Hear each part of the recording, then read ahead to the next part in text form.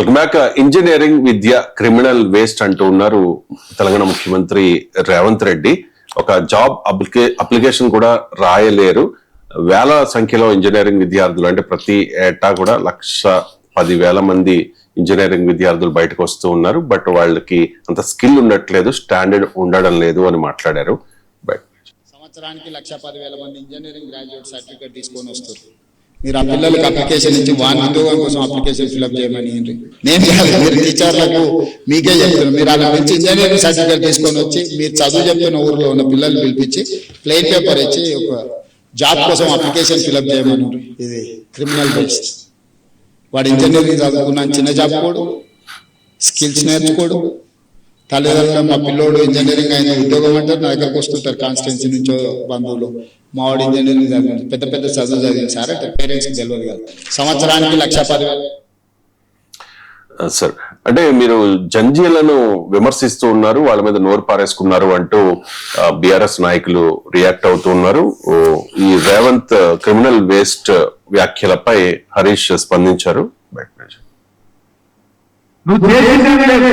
Engineering పిల్లల్ని పట్టుకొని మీరు ఇంజనీరింగ్ విద్యార్థులంతా క్రిమినల్ వేస్ట్ యావత్ ఇంజనీరింగ్ విద్యార్థులను అవమానపరిచే విధంగా, ఆ విద్యార్థులకు చదువు చెప్పిన ఉపాధ్యాయులను అవమానపరిచే విధంగా ఇవాళ ముఖ్యమంత్రి గారు మాట్లాడుతున్నటువంటి పరిస్థితి కూడా చూసాం.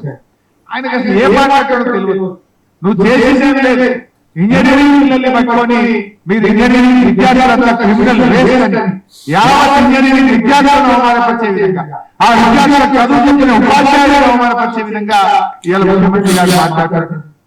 సార్, ఇంజనీరింగ్ స్టూడెంట్స్ స్టాండర్డ్స్ అంత దారుణంగా పడిపోయాయి సార్. ఒక ప్రొఫెసర్ గా మీ అబ్జర్వేషన్ ఏంటి? అంటే ఇప్పుడు ఇంజనీరింగ్ విద్య క్రిమినల్ వేస్ట్ అని రేవంత్ రెడ్డి అన్నారు. ఇంజనీరింగ్ విద్యార్థులు క్రిమినల్ వేస్ట్ అంటారా అని హరీష్ రావు అడిగారు. సో అందులో ఈ విద్యార్థుల్ని క్రిమినల్ వేస్ట్ అనలేదు. ఇంజనీరింగ్ విద్య క్రిమినల్ వేస్ట్ గా మారింది అని. ఆ పదము టోన్, సీఎం మాట్లాడుతున్నంత టోన్ చూస్తే ఏదో ఇన్సల్ట్ చేయాలి అనే ఉద్దేశంతో మాట్లాడినట్టే లేదు. అది ఇంజనీరింగ్ ఎడ్యుకేషన్ స్టాండర్డ్స్ ఎలా పడిపోతున్నాయి అనే అంశాన్ని రైజ్ చేసే విధంగా ఉంది. అందువల్ల ఆయన కూడా క్రిమినల్ వేస్ట్ అన్న పదం వాడడం కరెక్టా కాదా, ఇంకేదన్నా వేరే పదం వాడాల్సి ఉండేనా, అది సెమాంటిక్స్ ఇష్యూ. అది నాకు అంత ఇంపార్టెంట్ కాదు. పాలిటిక్స్ లో సహజంగానే ఓ నాయకుడు ఒకటి మాట్లాడితే ఇంకో నాయకుడు దాంట్లో తప్పులు వెతుకుతారు, అది రాజకీయాల్లో భాగం.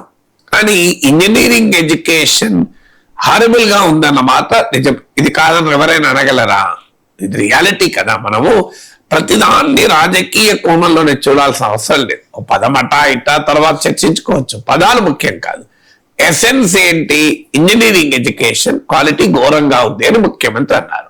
ఘోరంగా లేదు అని ఏ రాజకీయ పార్టీని చెప్పగలుగుతుందో? అద్భుతంగా ఉంది.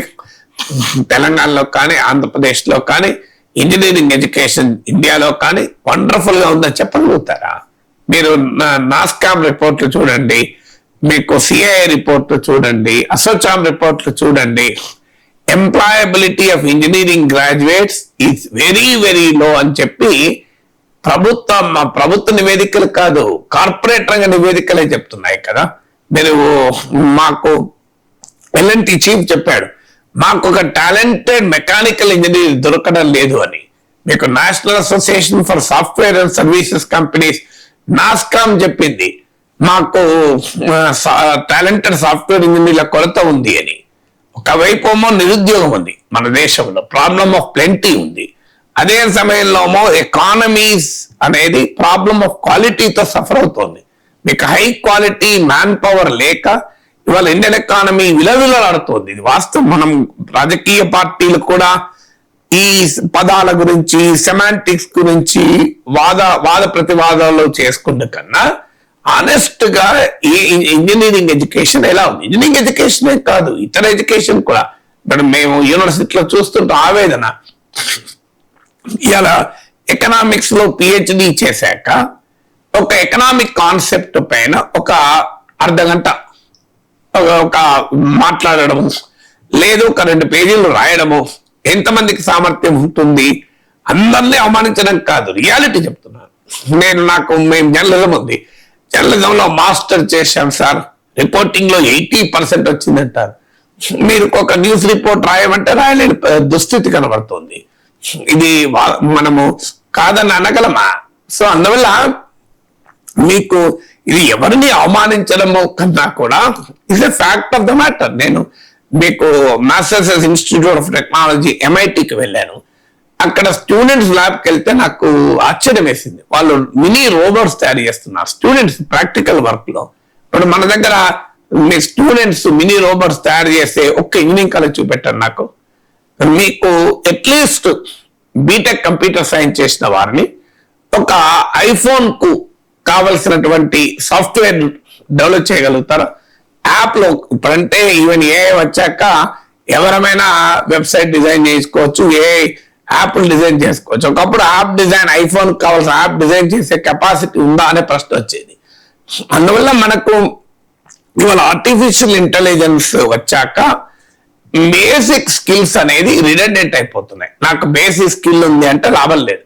Unless you have advanced skill అన్నా ఉండాలి, అడ్వాన్స్డ్ ఫంక్షనల్ నాలెడ్జ్ అన్నా ఉండాలి. లేకపోతే ఎక్స్ట్రీమ్లీ డిఫికల్ట్. అందువల్ల this is the crisis of India's higher education. Engineering education అనే కాదు, మీకు రాసి పెరుగుతోంది, క్వాలిటీ పెరగడం లేదు. ఇది ఒక ఛాలెంజింగ్ గా ఉన్నమాట. ఇక మేనేజ్మెంట్ ఎడ్యుకేషన్ అయినా దేనికి కారణం ఏంటంటే తప్పులు పిల్లలది కూడా కాదు, మనం విద్యార్థులు తప్పు పట్టాల్సిన అవసరమే లేదు. విద్యార్థులు చాలా అద్భుతమైనటువంటి నైపుణ్యం ఉన్న వాళ్ళు ఉంటారు. అన్ఫార్చునేట్లీ ఏంటంటే మన ఎడ్యుకేషన్ సిస్టమ్, మన ఎగ్జామినేషన్ సిస్టమ్ ఆ ప్రాక్టికల్ ఓరియంటేషన్ అనేది లేకుండా పోతుంది. ప్రాక్టికల్ ఓరియంటేషన్ లేనప్పుడు మీకు ఏ రకమైన పరిస్థితి వస్తుంది? మీకు ఇప్పుడు కాదు, మా యూనివర్సిటీ ఒక జోక్ ఉండేది. జి రామరెడ్డి వైస్ ఛాన్సలర్ గా ఉన్న సమయంలో మీకు ఆయన ఒక వైస్ ఛాన్సలర్ ఒక engineering college civil engineering department వెళ్ళారట. వెళ్తే ఆ గోడ కాస్త మరమ్మతులు చేయాల్సిన పరిస్థితి, కొంత ఇబ్బందికరంగా ఉంది కన్స్ట్రక్షన్.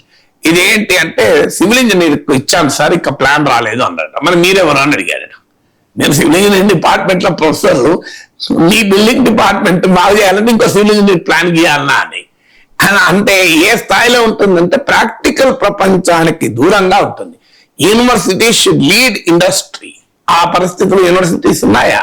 అలాంటి అట్మాస్ఫియర్ మనం క్రియేట్ చేస్తున్నామా? నాకు అనుభవం, నేను అసిస్టెంట్ ప్రొఫెసర్ గా ఉంటూ ద ఇండిపెండెంట్ అనే పత్రికకు రాసేవాడిని.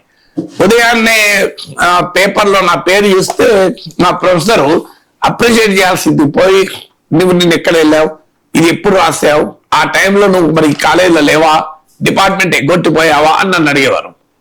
అరే నువ్వు ఒక జర్నలిజం టీచరు, పేజ్ 1 లో వార్త రాస్తున్నాడు, జర్నలిజం స్టూడెంట్ కి ఎంత ఇన్స్పైరింగ్ గా ఉంటుందని నన్ను మెచ్చుకోవాల్సింది పోయి 1,00,000 ప్రశ్న అడిగేవారు. ఎక్కడ పోయినా నువ్వు, ఏ టైంలో వెళ్ళి రాసినవి, ఇది ఎందుకు? ఆ రకంగా మన వ్యవస్థలు ఉన్నాయి. మీకు నేను ఎకానమిస్ట్ లో రాసినా నాకు ప్రమోషన్ రాదు. అదే Tarnaka journal of law and Tarnaka journal of social sciences లో రాస్తే నాకు ప్రమోషన్ వస్తుంది. నువ్వు ఎకానమిస్ట్ రాసిన మాకు అనవసరం, ఎకానమిస్ట్ మేము గుర్తించాం.